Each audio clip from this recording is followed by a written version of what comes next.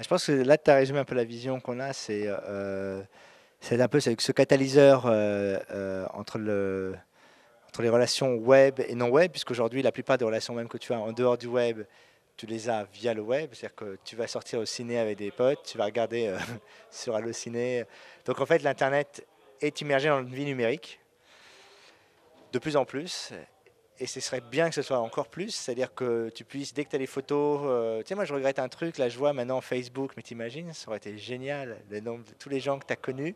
Moi j'ai perdu toutes les photos de vacances, toutes les photos de classe, je crois qu'en plus je les achetais pas à l'époque. Et, et, et la génération qui vient aujourd'hui avec les Skyblogs, avec Facebook, avec Flickr et tout ça, en fait, se crée une archive de leur vie réelle via le numérique. Et donc, il y a des outils incroyables qui existent. Et tout ce qu'on a, toute l'idée qu'on a avec NetVime, c'est de se dire comment on peut les organiser autour de nous. Alors, il y a un- une chose qui est importante, qui est que avant tout, on voulait redonner le contrôle complet à l'utilisateur. Il n'y a pas de logo sur la page. Tu fais tout ce que tu veux. Dès qu'il y a un truc qui ne te plaît pas, tu l'enlèves. Tu changes, tu modifies, tu t'appropries le contenu. Et en fait, ce qui est intéressant, c'est que tout le web est en train de devenir des petits morceaux que tu vas réassembler, que tu vas réorganiser à ton envie, à ta convenance.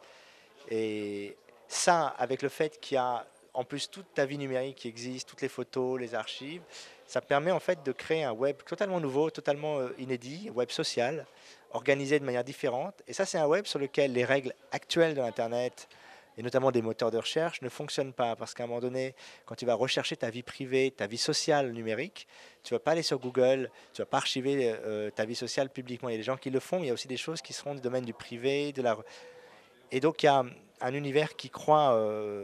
Enfin, j'ai l'impression que depuis 2 3 ans, les blogs, ça a été le début de tout ça. C'est-à-dire que c'était le début où le web devient personnel, devient relationnel, devient polémique, et qu'on sort d'espèce de 5 ans d'asthénie qui ont suivi la bulle, où grosso modo il ne s'est rien passé, et qu'on nous expliquait que le futur du web c'était les AdSense, ce qui était assez effrayant comme perspective.